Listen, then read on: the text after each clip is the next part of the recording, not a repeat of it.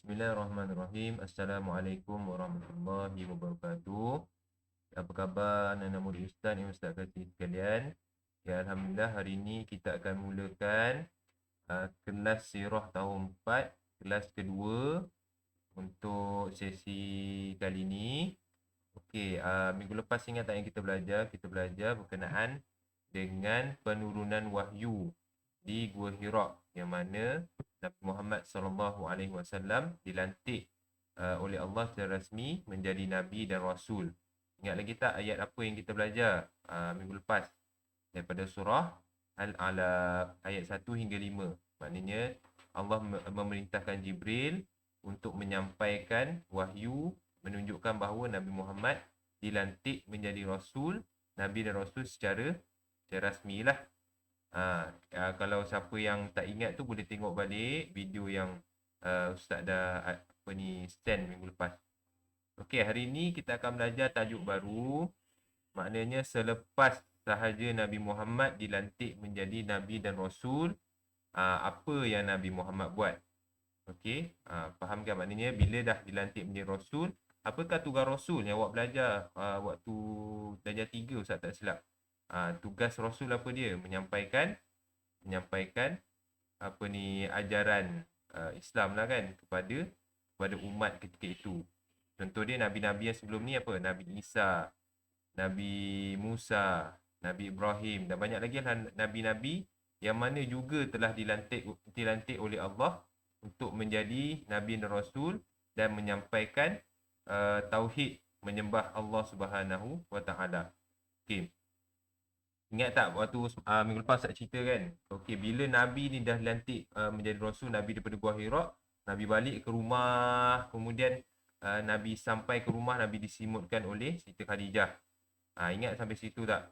Bila dah disimutkan oleh Siti Khadijah ceritakan kepada sepupu dia, dan sepupu dia kata bahawa Nabi ni Muhammad telah dilantik menjadi Nabi dan Rasul. Kemudian Khadijah pun menceritakan kepada Nabi Muhammad. Okey. Jadi hari ini kita akan belajar tajuk baru iaitu dakwah secara rahsia. Okey, Ustaz cek Ustaz ya. Okey, dakwah secara rahsia. Ni unit barulah, unit 2 dakwah secara rahsia PDPR Sirah tahun 4 kelas yang kedua. Okey. Nabi Muhammad SAW memulakan dakwah secara rahsia setelah turun ayat berikut.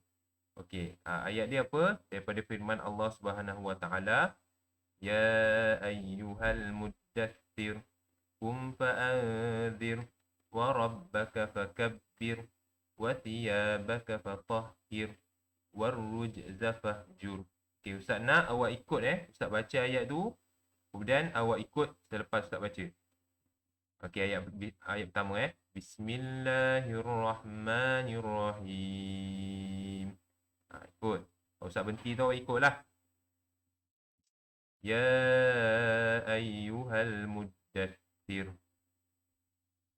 qum fa'anzir wa rabbaka fakabbir wa thiyabaka fatahhir warrujza fahjur. Okey, ini maknanya ini adalah wahyu yang kedua yang turun kepada Nabi Muhammad sallallahu alaihi wasallam. Okey, kalau Ustaz sebut sallallahu alaihi wasallam, apa yang perlu kita buat? Yang perlu kita buat ialah menjawab selawat tersebut sallallahu alaihi wasallam. Bila kita jawab selawat tu insya-Allah kita akan dapat pahala lah. Pahala yang diberikan oleh Allah Subhanahu wa taala. Okey. Ini adalah dalil yang mana turun. Maknanya selepas Siti Khadijah selimutkan Nabi kan. Nabi pun dalam keadaan yalah baru lepas tiba-tiba kena peluk dengan satu benda yang kita tak pernah jumpa kan. Dekat tempat yang sunyi tiba peluk. Jadi Nabi pun takutlah. Kita pun kita kena pun kita takut. Bukan maksudnya Nabi tu seorang penakut, bukan. Tapi sebab benda yang baru berlaku pada diri kita. Kita sebagai manusia pun akan rasa benda tu. Jadi bila dia dah selimut kan, dah tenang, Nabi dah tenang, Siti Khadijah dah tenangkan Nabi, tiba-tiba turun wahyu. Macam tadilah turun wahyu, tapi kali ni turun wahyu tu suruh apa? Okey, sekarang ni kita tengok dia punya pengertian maksud daripada ayat tadi. Okey, baca sama Ustaz. Ustaz baca, awak ikut. Wahai orang yang berselimut. Ni ayat pertama. Bangunlah serta berilah peringatan dan amaran kepada umat manusia dan Tuhanmu, maka ucaplah dan ingatlah kebesarannya dan pakaianmu, maka hendaklah engkau bersihkan, dan segala kejahatan, maka hendaklah engkau jauhi. Okey, ni ayat yang menyuruh Nabi supaya maknanya pergi berdakwah. Maknanya Nabi ni dah dilantik menjadi Nabi dan Rasul. Maknanya Nabi ni disuruh oleh Allah Subhanahu Wa Taala untuk pergi berdakwah dan maknanya menyeru orang kepada agama Islam. Okey. Kita pergi pada seterusnya. Okey, ikut Ustaz. Nabi Muhammad SAW memulakan dakwah secara rahsia supaya orang ramai tidak terkejut dengan sesuatu yang baharu yang mereka tidak pernah dengar dan alami sebelum ini. Okey, ini adalah kenyataan yang menunjukkan bahawa Nabi, bila Nabi ni dilantik menjadi Nabi dan Rasul, Nabi tak terus keluar, maknanya buat satu syarahan ke dekat jalan-jalan kan kata. Berimanlah kepada Allah. Tak, Nabi ni bila Nabi lantik menjadi Rasul, Nabi ada susun strategi. Strategi yang mana nak sampaikan Islam ni satu perkara yang baru, maknanya satu syariat yang baru ketika itu. Nak sampaikan kepada orang-orang Quraisy yang mana dia ada ajaran nenek moyang dia. Apa ajaran nenek moyang dia? Iaitu menyembah berhala kan. Sembah berhala. Ada Habib, nama berhala tu apa? Hubail. Ustaz. Data, Wal Uzza. Itu semua nama-nama berhala lah. Kalau ni maklumat tambahan lah. Dekat Mekah ni ataupun dekat kawasan Kaabah itu, sebenarnya mereka ni buat haji. Kerana apa? Kerana ramai juga di kalangan orang-orang Quraisy ataupun orang Mekah ketika itu mengikut agama Nabi Ibrahim. Sebab Nabi Ibrahim kan duduk di kawasan Mekah kan. Dan ada orang yang memang mengikut agama Nabi Ibrahim. Tapi bezanya ada yang ikut betul. Maknanya dia ikut, memang dia sembah Allah, dia tidak mensyirikkan Allah. Dia memang buat solat, ada solat kecil lah, macam cara yang diajar oleh Nabi Ibrahim lah. Kemudian ada buat haji. Haji pun Ustaz tak tahulah macam cara dia. Ikut syariat Nabi Ibrahim. Tapi ada orang yang dia ikut juga agama Nabi Ibrahim, tapi dalam masa sama dia syirikkan. Dia mensyirikkan Allah. Dia buat haji. Dia pusing lah Kaabah tu kan. Tapi dalam masa sama dia sembah berhala. Itulah kenapa orang musyrikin Quraisy ni dikutuk. Kenapa? Sebab dia mensyirikkan Allah. Dia buat haji juga kan. Dia pusing Kaabah tu, tapi dalam masa sama ada berhala dekat kawasan Kaabah tu, disembah juga berhala. Dia sembah Allah dan sama dia sembah juga berhala.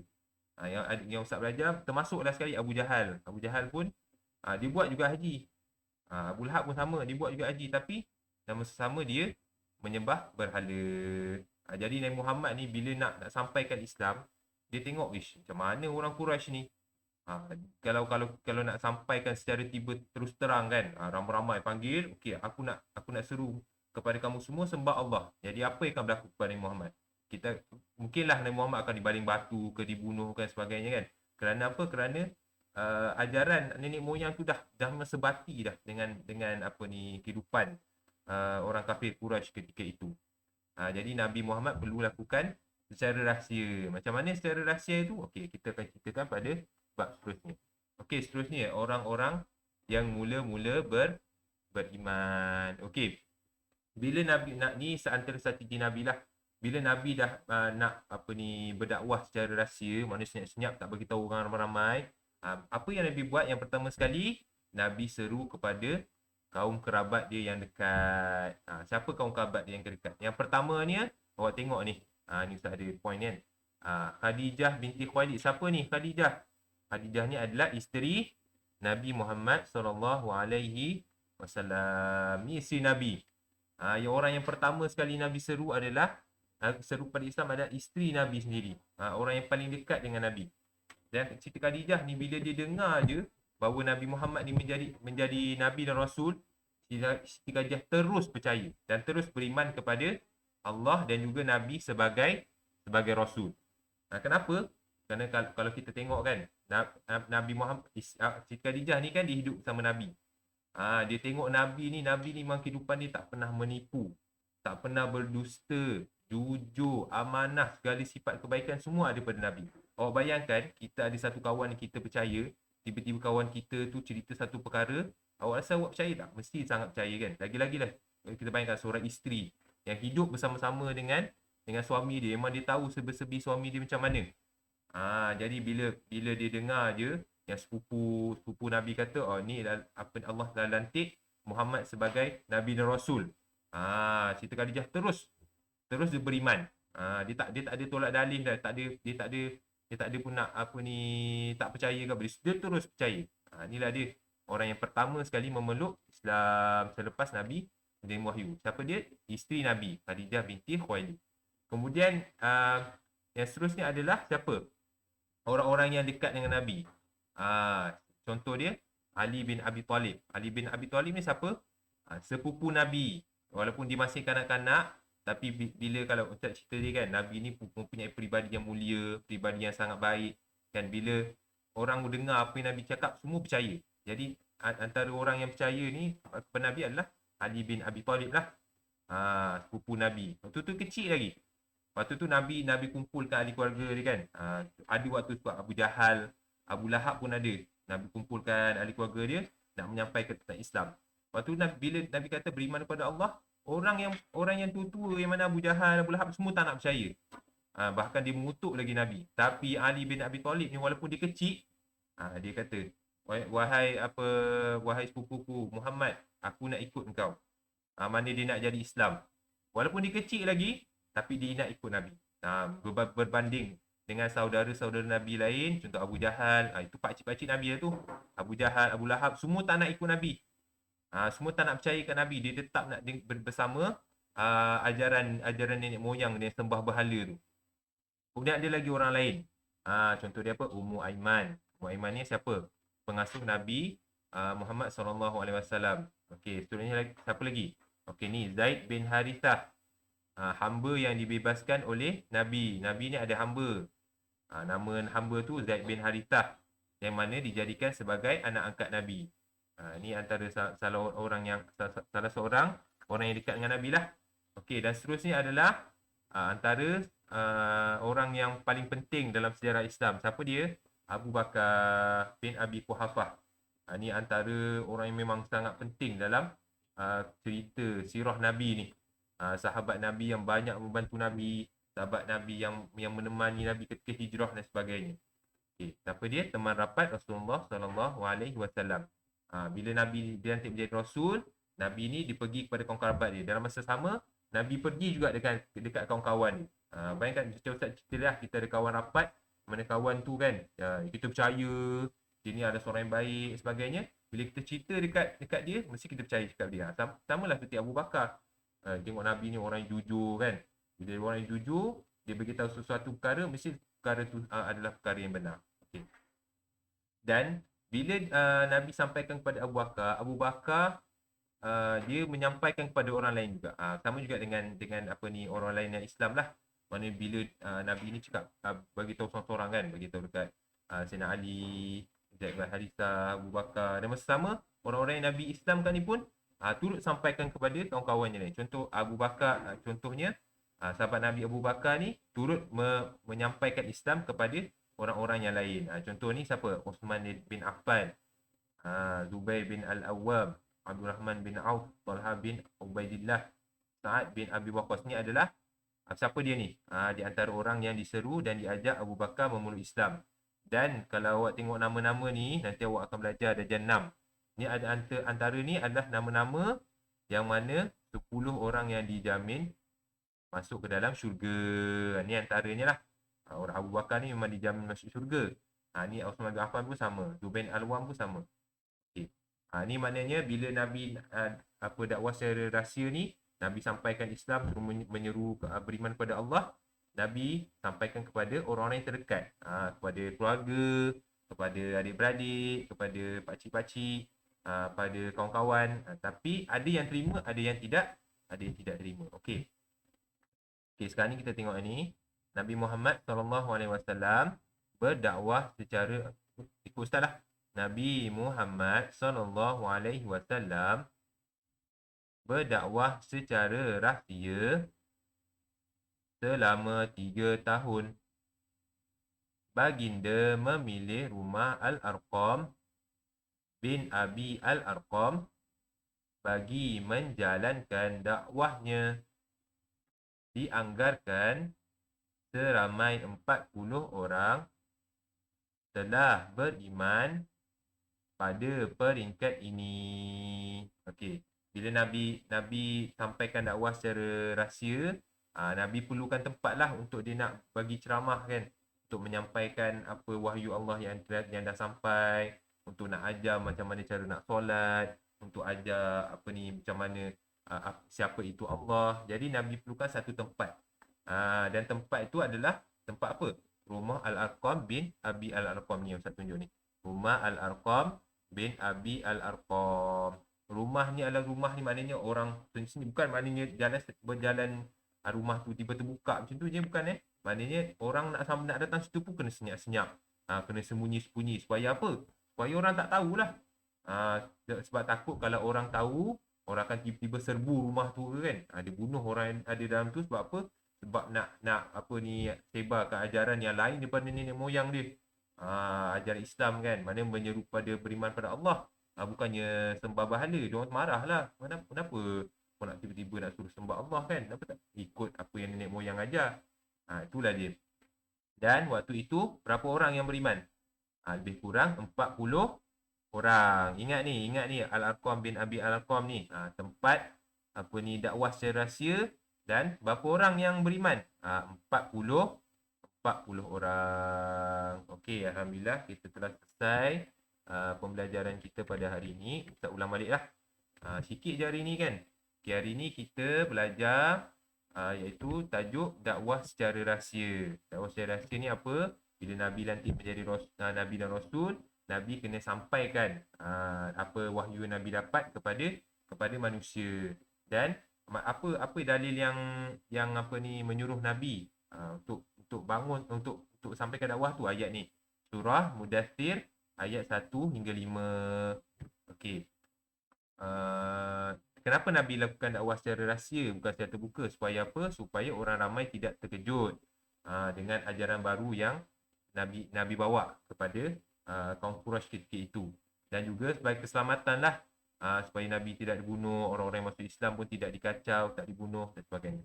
Okey, seterusnya kita belajar orang-orang yang mula-mula beriman. Siapa orang yang mula beriman? Iaitu orang yang paling dekat dengan Nabi, isteri Nabi, kepada ahli keluarga Nabi, sepupu Nabi, kepada pakcik-pakcik Nabi, kepada ada pengasuh Nabi pun ada. Kemudian kepada sahabat Nabi. Sahabat Nabi siapa? Abu Bakar, kawan-kawan Nabi lah. Dan bila Nabi sampaikan Islam kepada orang-orang ni juga dia menyampaikan Islam kepada orang lain. Contohnya Abu Bakar disampaikan Islam kepada ni Uthman bin Affan, Zubair, Abdul Rahman dan sebagainya. Okey. Berapa lama ni secara dakwah secara rahsia? Selama 3 tahun. Lama juga kan 3 tahun kan. Dan Nabi menyampaikan dakwah secara rahsia tu kat mana? Rumah Al-Arqam bin Abi Al-Arqam. Dan dianggarkan seramai 40 orang telah beriman. Okey, alhamdulillah hari ini kita telah selesai kelas yang kedua. Jadi itu saja. Assalamualaikum warahmatullahi wabarakatuh.